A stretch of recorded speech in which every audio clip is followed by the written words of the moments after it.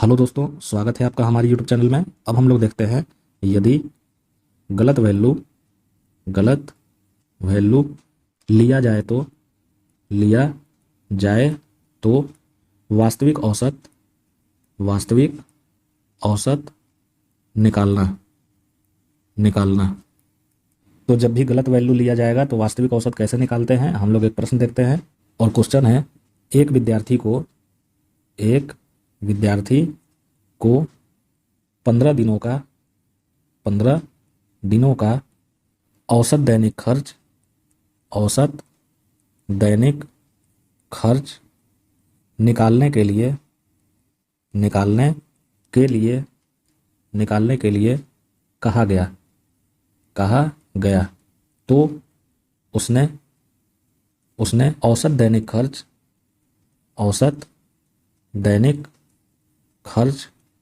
108 रुपया निकाला निकाला लेकिन लेकिन उसने उसने 143 रुपये के बदले 143 रुपये के बदले 43 रुपया तथा 85 रुपये के बदले 85 रुपये के बदले 95 रुपया ले लिया हो तो 95 रुपया ले लिया हो तो बताइए बताइए वास्तविक वास्तविक औसत दैनिक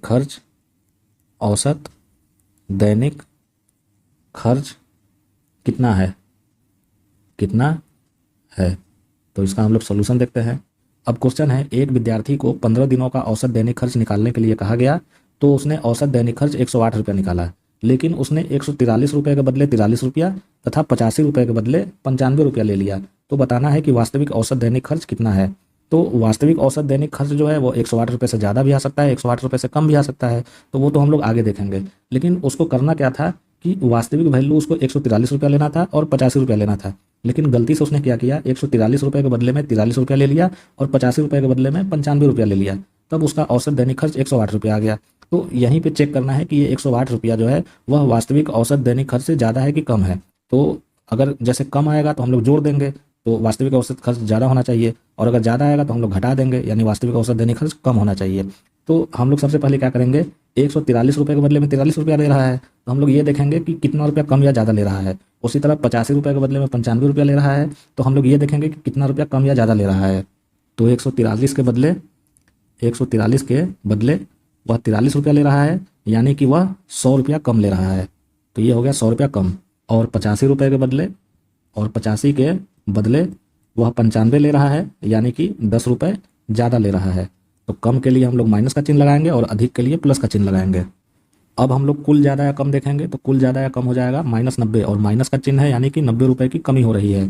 तो 15 दिनों में कुल 90 रुपया कम लिया जा रहा है, तो औसत कमी कितनी हो जाएगी, तो 90 से हम लोग भाग दे देंगे, तो ये हो जाएगा -90/15, यानी कि औसत रुपये की जो कमी हो जाएगी वो हो जाएगी 6 रुपये की। तो वास्तविक औसत कितना हो जाएगा, तो वास्तविक औसत बराबर, पहले उसका औसत दैनिक खर्च 108 रुपया आ रहा था, लेकिन त्रुटिवश 6 रुपये के औसत कमी हो रही है, तो हम लोग क्या करेंगे, उसी 6 रुपये को जोड़ देंगे। तो जो वास्तविक औसत दैनिक खर्च है वो 114 रुपया हो जाएगा, और यही हो जाएगा आंसर। तो इस टाइप के प्रश्न जब भी एग्जामिनेशन में पूछे कि जब गलत वैल्यू ले लिया जाए तो वास्तविक औसत निकालना, जैसे यहाँ 15 दिनों का औसत दैनिक खर्च निकालने के लिए कहा गया, तो विद्यार्थी ने औसत दैनिक खर्च 108 रुपया निकाला, लेकिन उसने गलती क्या किया कि 143 रुपये के स्थान पे 43 रुपया ले लिया और 85 रुपये के स्थान पे 95 रुपया ले लिया। तो बताना है कि वास्तविक औसत दैनिक खर्च कितना है। तो वो 108 रुपये से ज़्यादा भी हो सकता है और 108 रुपये से कम भी हो सकता है। तो हम लोग सबसे पहले चेक करेंगे कि जैसे यहाँ 143 रुपये के बदले 43 रुपया कम ले रहा है, तो हम लोग देखेंगे कि 143 रुपये के बदले जब 43 रुपया ले रहा है तो कितना कम या ज़्यादा ले रहा है, तो 100 रुपया कम ले रहा है। और 85 रुपये के बदले में 95 रुपया ले रहा है, तो हम लोग देखेंगे कितना कम या ज़्यादा ले रहा है, तो 10 रुपया ज़्यादा ले रहा है।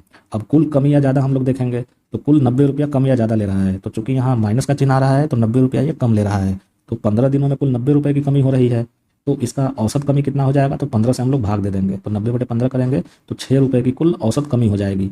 तो पहले औसत कितना उसका आ रहा था 108, और 6 रुपये की औसत कमी हो रही है, तो इसी 6 रुपये को हम लोग जोड़ देंगे, तो वास्तविक औसत निकल आएगा 114 रुपया। इसे मैं नोट करके लिख देता हूँ। नोट, जब कम वैल्यू लिया जाए तो औसत निकालकर औसत निकाल कर जोड़ेंगे और जब अधिक वैल्यू लिया जाए तो औसत निकाल कर घटाएंगे। जैसे क्वेश्चन हम लोग और देखते हैं, 20 संख्याओं का औसत 80 है, परंतु बाद में पता चलता है कि एक संख्या सही तो 30 थी, लेकिन गलती से उसे 90 लिख लिया गया। तो संख्याओं का सही औसत ज्ञात कीजिए। तो इसका हम लोग सलूशन देखते हैं। अब क्वेश्चन है, 20 संख्याओं का औसत 80 है, परंतु बाद में पता चलता है कि एक संख्या सही तो 30 थी, लेकिन गलती से उसे 90 लिख लिया गया था। तो संख्याओं का सही औसत बताना है कि कितना होगा। तो इस प्रश्न में भी हम लोग देखेंगे कि कितना के बदले कितना लिख लिया गया। तो 30 के बदले 90 लिख लिया गया, तो कितना कम या ज़्यादा लिख लिया गया? 60 ज़्यादा लिख लिया गया। तो 30 के बदले 90 लिखा जा रहा है, तो कितना कम या ज़्यादा है? तो 60 ज़्यादा है। और ये जो 60 ज़्यादा आ रहा है, ये 20 संख्याओं का आ रहा है, तो 20 संख्याओं का औसत कितना ज़्यादा हो जाएगा? तो 20 से हम लोग 60 में भाग दे देंगे, तो औसत वृद्धि कितना हो जाएगी? 3 की। तो सही औसत कितना हो जाएगा?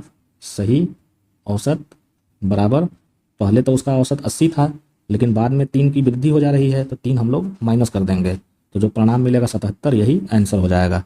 तो जब भी इस टाइप के प्रश्न एग्जामिनेशन में पूछे, जैसे यहाँ 20 संख्याओं का औसत 80 दिया है, तो सबसे पहले हम लोग देखेंगे कि जो त्रुटि हो रही है वो कितने के बदले कितने की हो रही है।